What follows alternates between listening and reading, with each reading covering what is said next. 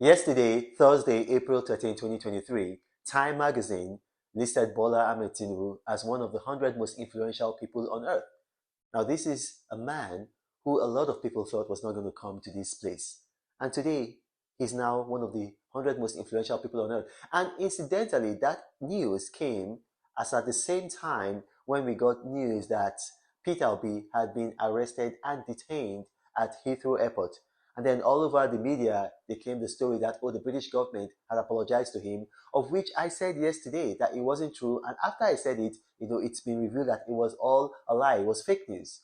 So this is a man that a number of people, including myself, I went to Chicago, I went to the court, and you guys saw the video, and it was not just me, a number of people. This is a man that we showed that he was involved in a heroin drug cartel. And today is one of the most influential people on earth.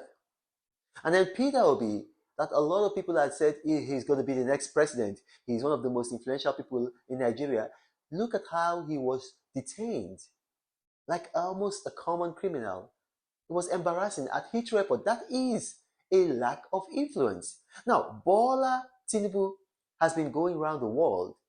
He's been to America. A lot of people like to say, oh, he's not been to America. I know for a fact that he's been to America. He's been to America during the time of Obama. And possibly afterwards, I don't know about that. But I know he went to America during the time of Obama. He's been to England. He's traveled to Asia. He's traveled all around the world. He's currently, I think, either in France or in Saudi Arabia. He's never been arrested at any airport or detained that we know of. So you see, why am I saying this? I'm saying this because if you read Luke chapter 16, verse 8, it says that the children of this world are in their generations wiser than the children of light. Now, where am I coming from? Where am I heading to? A lot of you follow me and you can actually testify to what I'm about to say, but if you can't, then you want to go back and look at my previous writings in my column in this day or on social media. I told Peter Obi, I said to him openly, and I said to him privately, and I have records of that, that look, contesting, running for the presidency, what you're just going to do, you're going to split PDP's votes. This election is PDP's to lose. PDP is going to win this election. However, if you are contesting, you're not going to win. But then you are going to divide PDP's vote and you're going to make it possible for Bola Tinubu to win. And it has happened exactly how I said it. If you look at Bola Tinubu's petition before, or rather counter petition at the Presidential Election Petition Court, yesterday it was in the news, so you can actually look at the papers yesterday. He said the reason why he won is because Waziri Atiku Abubakar's votes were diluted by Kwankwaso's votes, Peter Obi's votes. Now look at that. He said, and these are his own words, that Atiku's votes were diluted by Peter Obi's votes and Rabbi Mr. Kwankwaso's vote. And so if we as the People's Democratic Party could not defeat the APC rigging machine in 2019 when we were united, it was going to be very hard or almost impossible for us to defeat them in 2023 when we are divided. We have Peter Obi coming, we have Kwankwaso coming, and then the G5 governors also doing their own shenanigans. And now Bola Tinubu is the president-elect according to INEC, although I dispute that we're a court, and I hope the court will do the right thing. But going forward, this is what I want to tell the opposition in Nigeria. Going forward, hubris, and what's hubris? Hubris is excessive pride. Hubris cannot do anything for you as an opposition. As an opposition, you've got to be sober.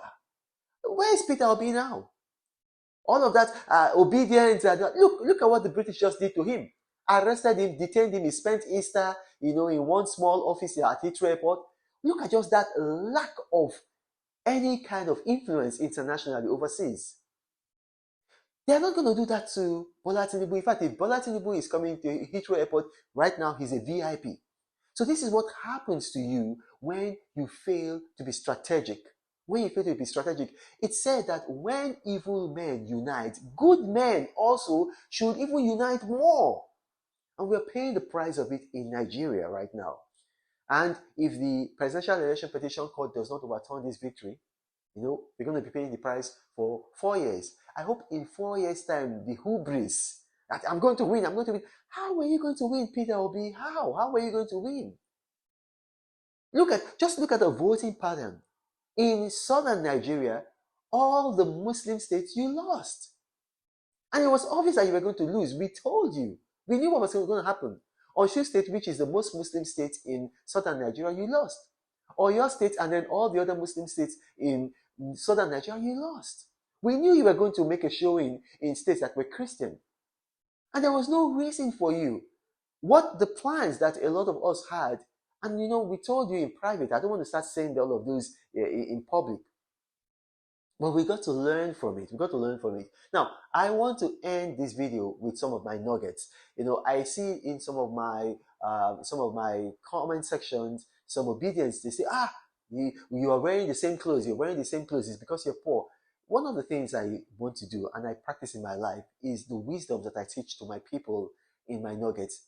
And it's not really true. I don't wear the same clothes, but sometimes I do wear the same clothes. And I will not start buying new clothes because I want to prove to people who don't like me that I have money.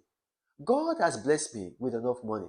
However, I'm not going to spend that money foolishly, going broke, buying expensive clothes in order to prove to people that don't like me that I have money. And I encourage you also to do the same. There is no shame. If you're watching me and you're a wellness nugget, there's no shame in wearing the same clothes. As long as they are clean and they are neat, there's no shame.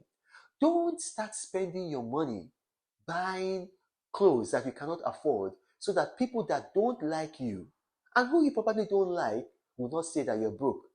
In essence, what you're doing is that you are going broke so that people will not say that you're broke. Don't do that. Dress how you can afford. Clothes should not consume most of your money.